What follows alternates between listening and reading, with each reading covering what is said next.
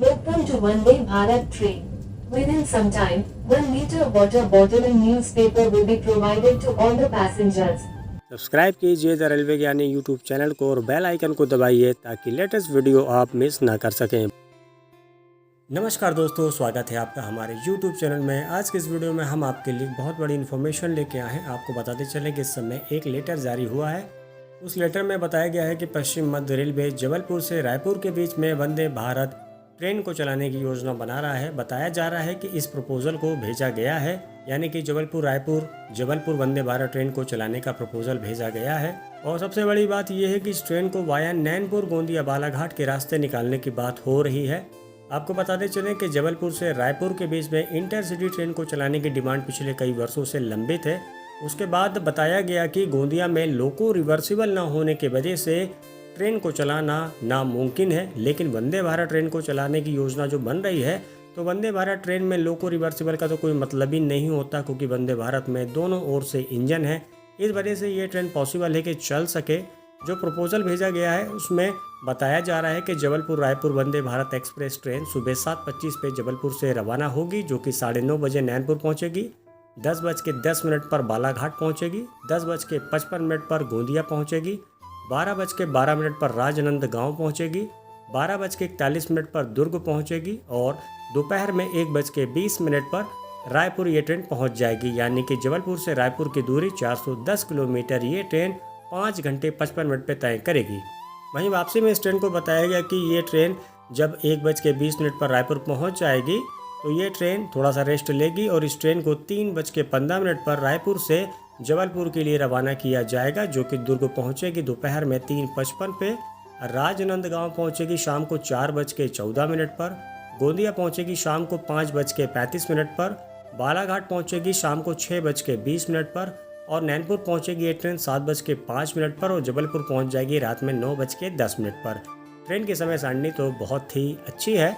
अब देखिए क्या नतीजा निकल के आता है। अगर इस ट्रेन को चलाया जाता है तो महाकौशल को उनकी पहली वंदे भारत ट्रेन मिलेगी और इसमें जो लोग महाकौशल से रायपुर जाना चाहते हैं वो इस ट्रेन में यात्रा करेंगे, क्योंकि उनके पास कोई विकल्प नहीं है। इस ट्रेन के अलावा कोई दूसरी ट्रेन रायपुर ना जाएगी, तो ये रायपुर जाने का विकल्प रहेगा उनके पास। तो यात्रियों को मजबूरन बस इस ट्रेन में यात्रा करनी पड़ेगी।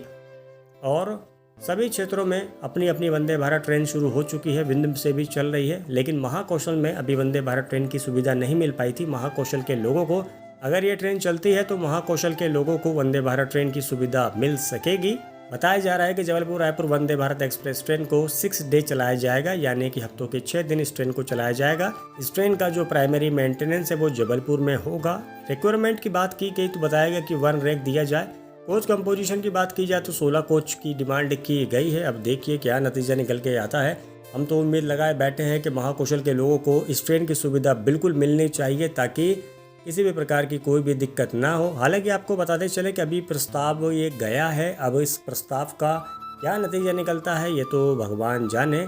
अगर ये ट्रेन नहीं मिलेगी तो नॉर्मल एक्सप्रेस ट्रेन जो है वो ना मिल पाएगी, क्योंकि वो इसलिए नहीं मिल पाएगी क्योंकि प्रताप बाग से गुदमा कार्ड रेल लाइन जब तक नहीं बनेगी, जब तक कोई साधारण ट्रेन यानी कि एक्सप्रेस और सुपरफास्ट एक्सप्रेस ट्रेन को नहीं चलाया जा सकता। ऐसा इसलिए है क्योंकि गोंदिया में लोको रिवर्सिबल करने की क्षमता नहीं है। लोको रिवर्सिबल में 1 घंटे से ज़्यादा लग जाता है, जो कि टोटली वेस्टेज ऑफ टाइम होगा इस रूट पर। अगर कोई एक्सप्रेस या सुपरफास्ट एक्सप्रेस ट्रेन तभी चल पाएगी रायपुर जाने के लिए जब गोंदिया बाईपास लाइन बनके तैयार हो जाएगी।